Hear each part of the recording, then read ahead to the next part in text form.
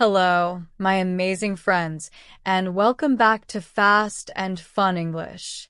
And today we're going to talk about something that I know is on the minds of so many of you. It's not about grammar, it's not about vocabulary, it's about a feeling. That feeling in your stomach when you want to speak English, but something stops you. That voice in your head that says, "What if I make a mistake? What if they don't understand me? What if I sound stupid?" If you have ever felt this way, please type yes in the comments right now. I want you to see that you are not alone. This fear is the biggest dream killer for English learners.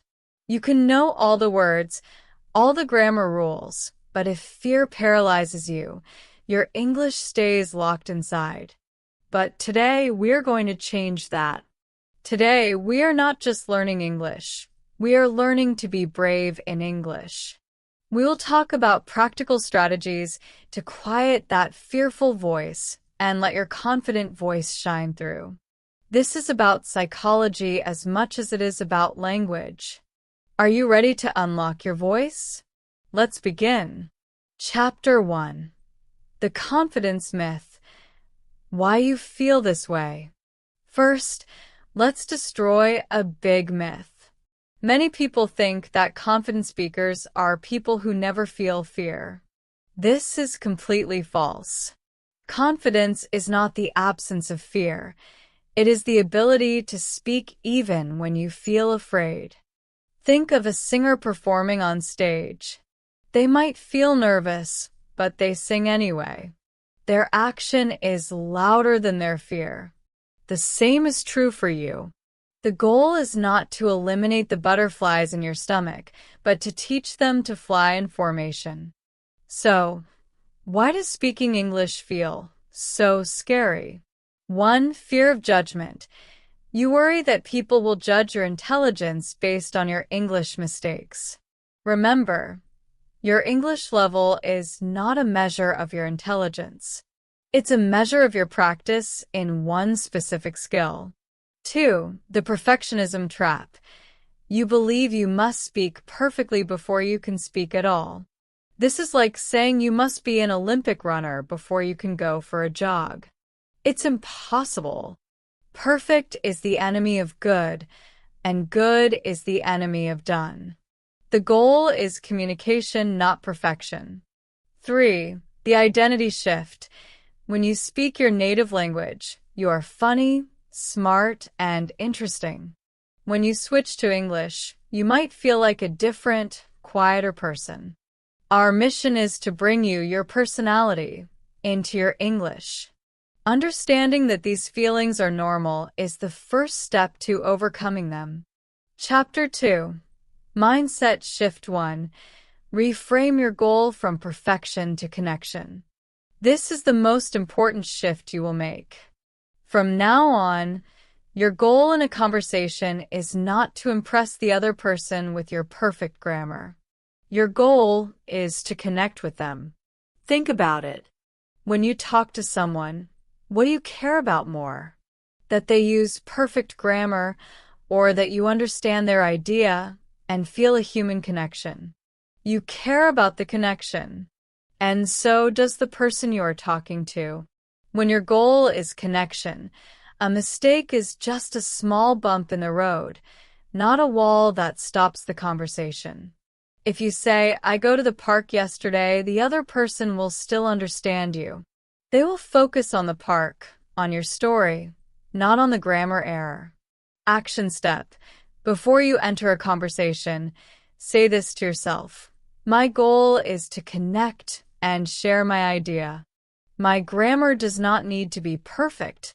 Chapter 3. Mindset Shift 2. Embrace mistakes as learning points. Let's change the word mistake. Let's call it a learning point. Every time you make a learning point, you have just found a clear signpost showing you exactly what you need to practice. It's valuable feedback. Imagine a baby learning to walk. The baby falls down dozens of times. Do we laugh at the baby? No. We cheer because every fall is a step towards walking. You are the baby learning to walk in English.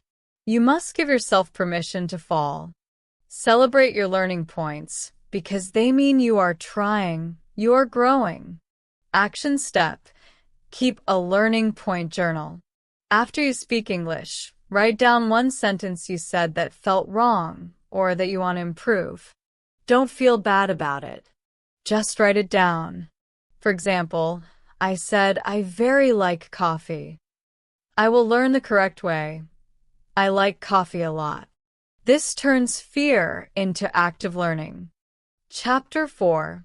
Powerful Technique 1. The Power of Preparation, your pocket phrases. Confidence often comes from feeling prepared. You can't prepare for every question, but you can prepare for the start of a conversation. Having a few pocket phrases ready can give you a huge confidence boost to get the conversation started. These are simple phrases for different situations. Pocket phrases to start a conversation. Hi, I'm your name. It's nice to meet you. Beautiful day, isn't it? This is a great party place event, don't you think? Pocket phrases for when you don't understand. Sorry, could you say that again, please? I'm still learning English. Could you speak a little slower? What does the word mean? Pocket phrases to buy time to think. That's an interesting question. Let me think about that for a second. Well, I have 2 ideas about that. Practice these phrases until they feel automatic. They are your safety net. Chapter 5. Powerful Technique 2. Focus on the other person. Get out of your head. When you feel nervous, your focus is inward. You are thinking, how do I look? How do I sound? What word comes next? This creates a cycle of anxiety. The secret to breaking this cycle is to shift your focus outward, onto the other person. Be curious about them. Action steps. Listen to understand, not to respond. Instead of planning your answer while they are talking, really listen to what they are saying. Ask questions. People love to talk about themselves. Ask follow-up questions.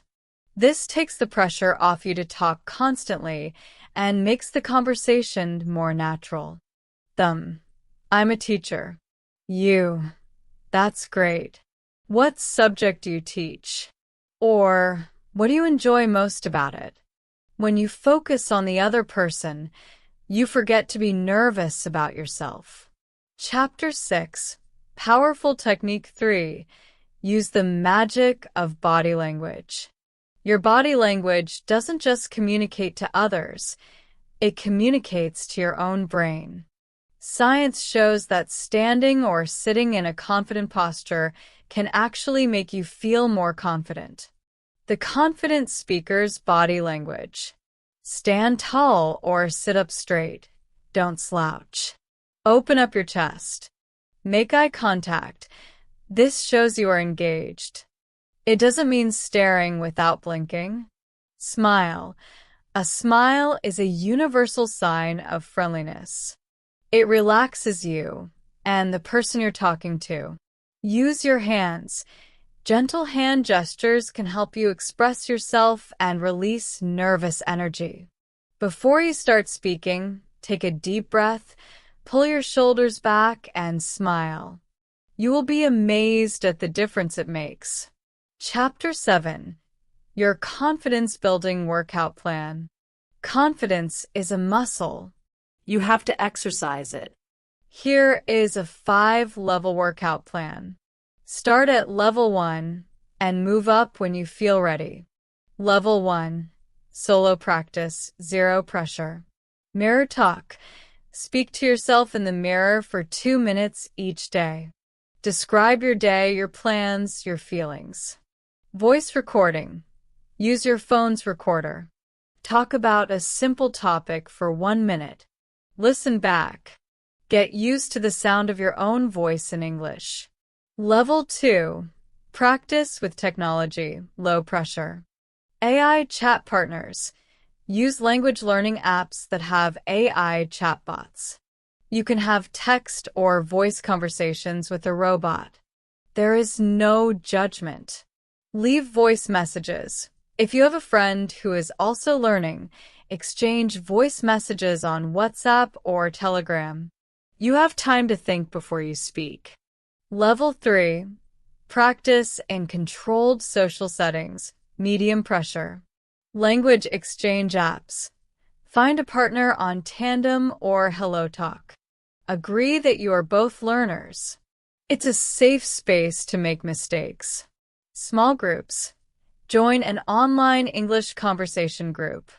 Often, having a few people is less intimidating than a one-on-one conversation. Level 4. Real-world practice, high pressure. Talk to a tourist. If you see a tourist who looks lost, see if you can help them. Order in English. At a cafe or restaurant that has English-speaking staff, order your food in English. Make a phone call. Call a company's English-speaking customer service line with a simple question. Level 5. Mastery. Integrating confidence. Present something. Explain something you know well to a friend or your conversation partner. Tell a story. Practice telling a short, funny story from your life. The key is to start where you feel a little challenged but not terrified. Chapter 8. Remember your why and celebrate every step. On days when it feels difficult, remember why you started learning English. Was it for a better job? To travel? To make friends from other countries? To understand movies? Keep your why big and bright in your mind. It is your motivation. And finally, celebrate every single step. Did you say hello to a colleague in English? Celebrate. Did you ask a question in a conversation group? Celebrate. Did you make a mistake and survive? Celebrate. You are being brave, and that is the most important part of the journey. Conclusion. Your voice matters. My friend, the world needs to hear your voice, your ideas, your story. Your accent is a symbol of your history, not a flaw. Your mistakes are proof that you are daring to try something new. Confidence in English is a journey of 1,000 small, brave steps. You don't have to be perfect. You just have to be present.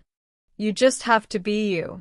In our next video, we'll put all of this together and master the art of telling a great story in English, so you can share your experiences in a captivating way. But before you go, I have a very important mission for you. Your brave step mission. In the comments below, I want you to write one sentence in English. It can be anything.